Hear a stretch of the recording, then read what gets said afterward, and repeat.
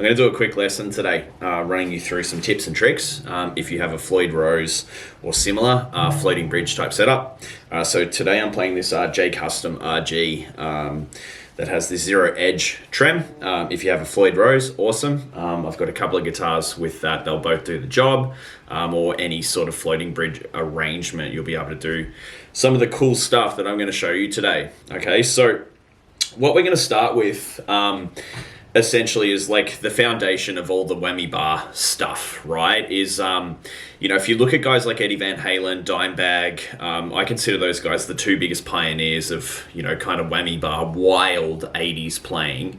Lots of other guys kind of use it in different ways, but those are the two sort of main influences for me and for today's video on this. So the first thing, guys, is really simply you can basically dump or pull with the bar. Okay, so pretty straightforward. Most whammy bar stuff by in this style is done on the G string.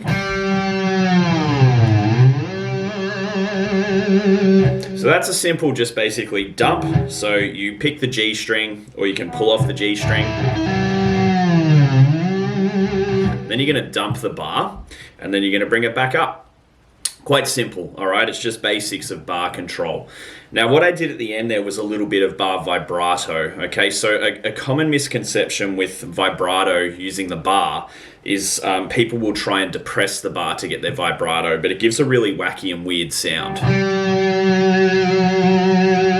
Doesn't quite sound right because we're actually going below the note. And true vibrato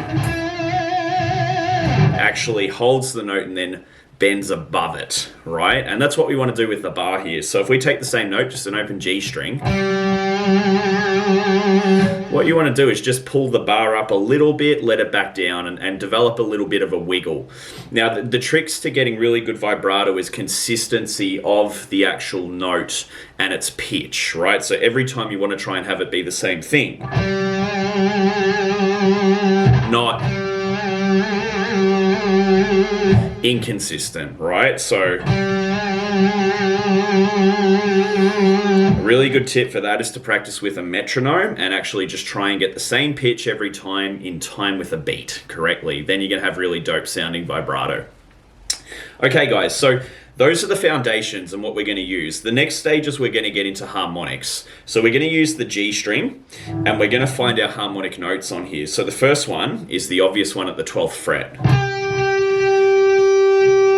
So what you have to do to hit this harmonic, if you don't know, is you just rest your finger across the actual fret, right? So the steel marker at the 12th fret. So when you do that and you pick the note, you get this harmonic sound, right? Super reminiscent of Eddie Van Halen. Dimebag used it a little bit as well, but obviously, the main guy is Eddie for this sort of sound. So you want to try and practice this and then put some vibrato on the bar after it, and you'll get this cool sound. Okay, next one. There's another harmonic at the 7th fret that's pretty popular. So same concept here. Now, interestingly, this is a 5th above the G, so we get this cool kind of arpeggio sound. Then we've got another one down at the 5th fret, okay, which is continuing that arpeggio sequence. So we get this really awesome sound.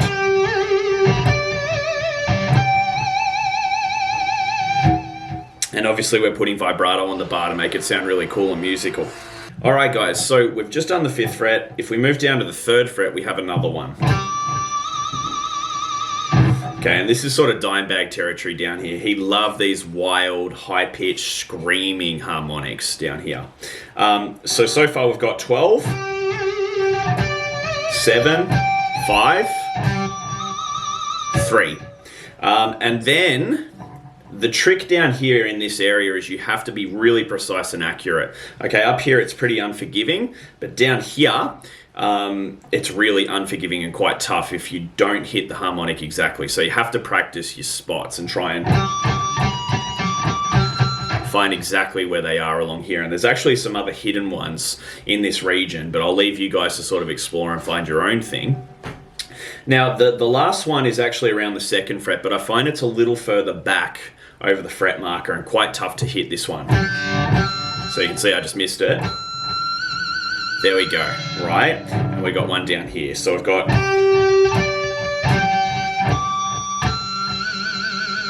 And then if you really want to get adventurous...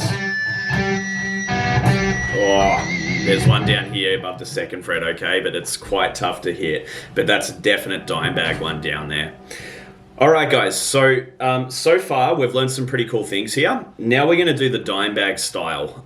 He would call this getcha pulls, right? So he kind of took what Eddie was doing, and Eddie would mainly do the vibrato or dumps on these.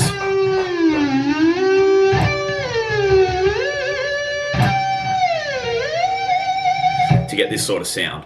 Dimebag would do the opposite. So Dimebag would actually pick the open string first, or sometimes pull it off. And he'd dump the bar, then he'd hit the harmonic when the bar's dumped, and then he'd actually bring the harmonic up, and it would give this kind of crazy wail sort of scream type sound, right? So...